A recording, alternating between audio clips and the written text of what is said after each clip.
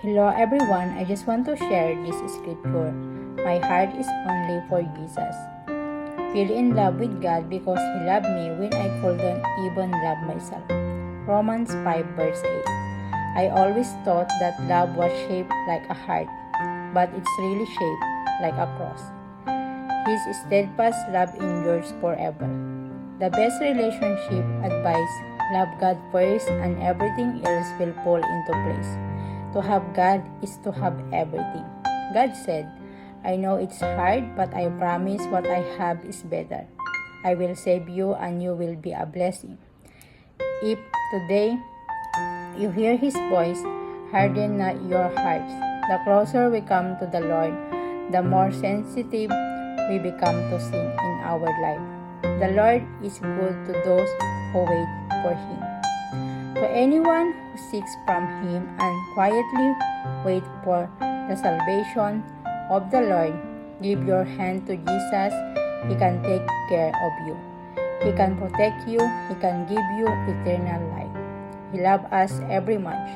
Accept Jesus as our friend, our personal Savior, and accept Him as our God. He has the power to do everything. He loves us. Come to Jesus. He's our everything.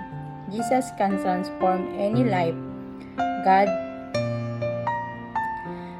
love has the power to make us whole and new. Keep our eyes fixed on Jesus. For the joy set before Him, He endured the cross, scorning its shame, and sat down at the right hand of the throne of God. Jesus redeemed us with His precious blood. The only way to God is to believe in Jesus Christ. Jesus is a promise keeper. He will return for His children. Thank you, Jesus, for saving my soul. I don't deserve it, but I finally see I am a child of God. True joy comes from knowing that God is in control. Take time to talk to our love, Jesus Christ. Believe when we pray. Remember that we are His precious child. And just like your earthly Father, so hang on and do not stop talking to Him. Above all, always keep the faith. Take captive every thought and make it obedient to Christ. True love and truth, sin is paid for. People avoid evil when they have respect for the Lord. When the way you live pleases the Lord. So I say, let the Holy Spirit guide your lives. Then you won't be doing what your sinful nature craves. We destroy arguments and every pretension that sets itself up against the knowledge of God. And we take captive every thought to make it obedient to Christ. The Word of God is literally a sound that kills demons. Take the helmet of salvation and the sword of the Spirit, which is the Word of God. I have always said, flee the devil in the Jesus' name. I have not given into my body on to manipulate my mind. These are lies from the devil trying to have you open a door for his demons to come in and destroy you. Putting the full armor of God on daily is so important. Fight the good fight of faith.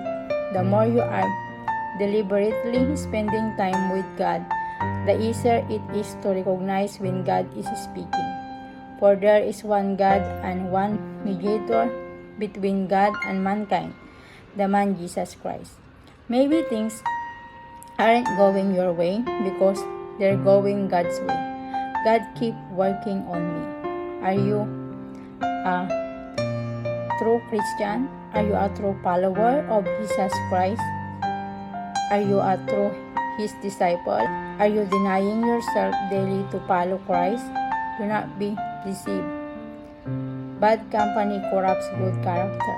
I don't know who need to hear this, but God is commanding you to prophecy over what looks dead in your life. The Spirit of God is about to breathe new life into every dry place in your life. What seemed dead is about to stand up as a mighty army. You will not just survive, you will walk in the fullness of the power of God.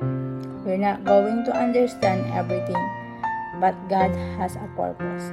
Thank you, everyone.